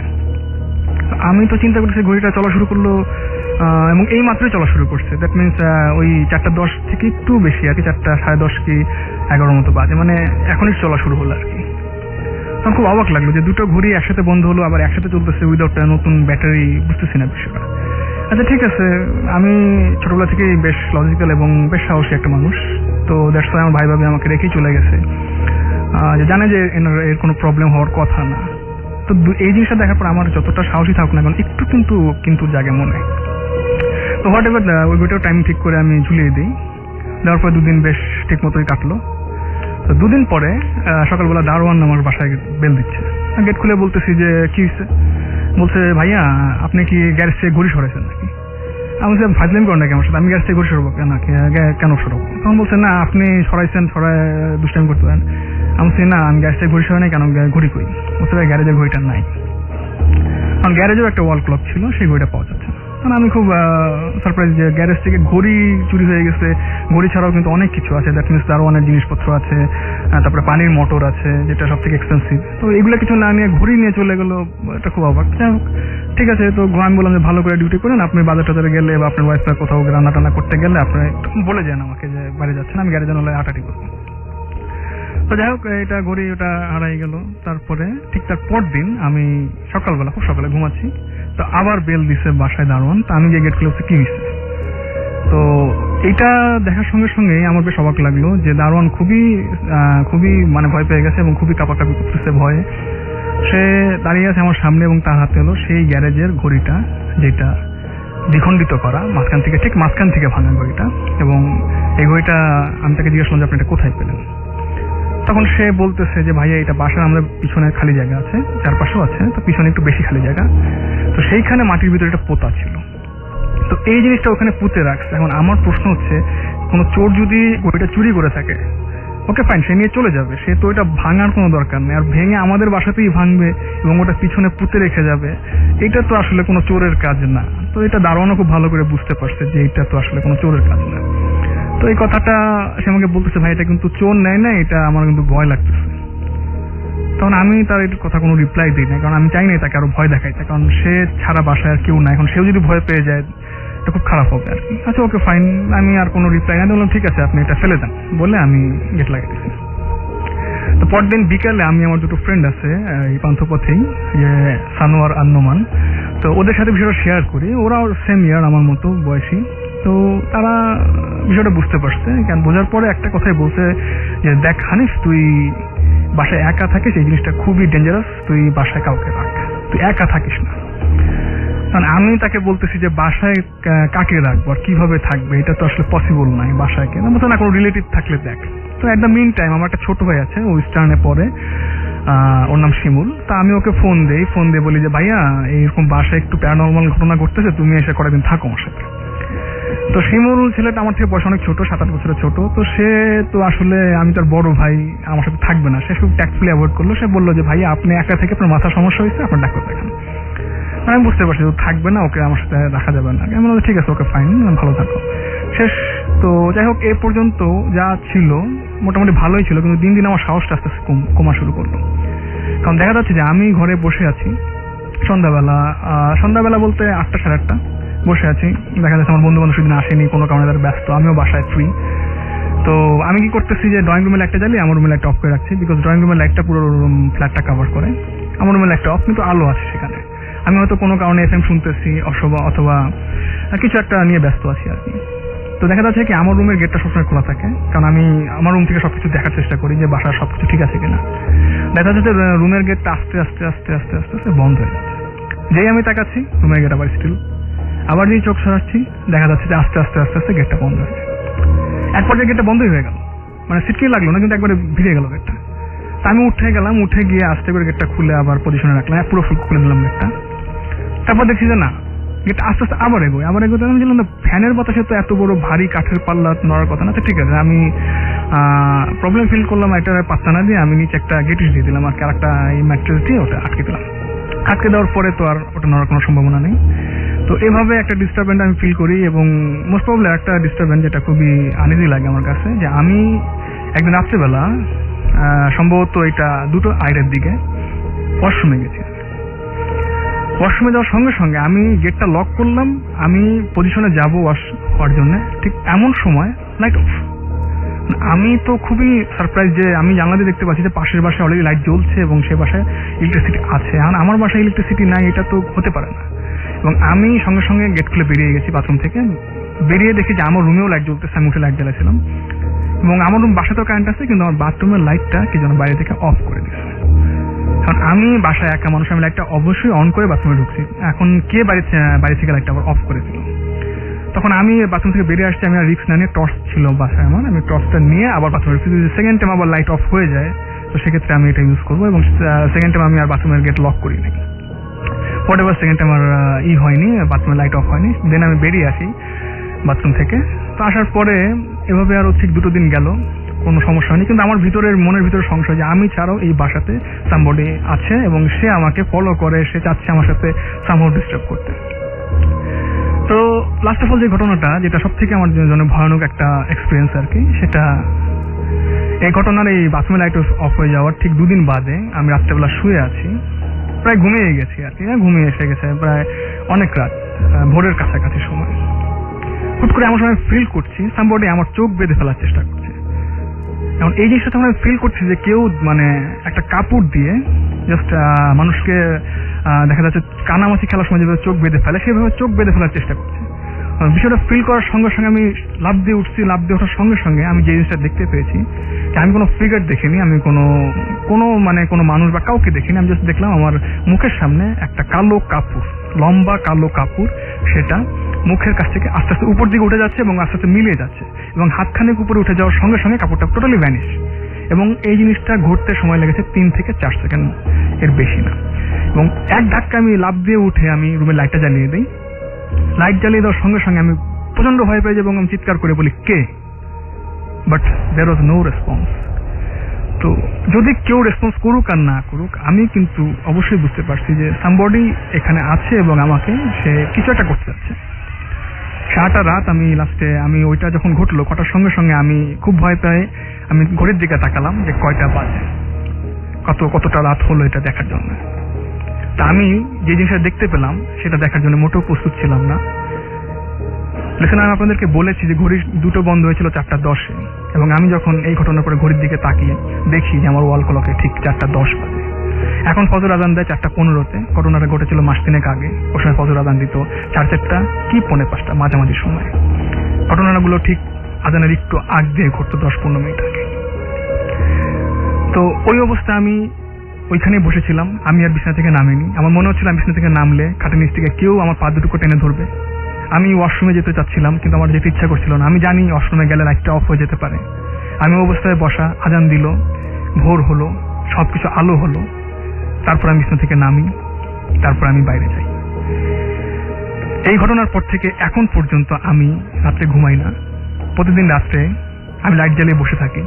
আমার সবগুলা রুমে লাইট জ্বলে, ইভেন আমার ভাই ভাবি যে রুমে থাকতো সেই রুমটা লক করা, আমি সেই রুমটা খুলে লাইট জ্বালিয়ে আবার লক করে রাখি।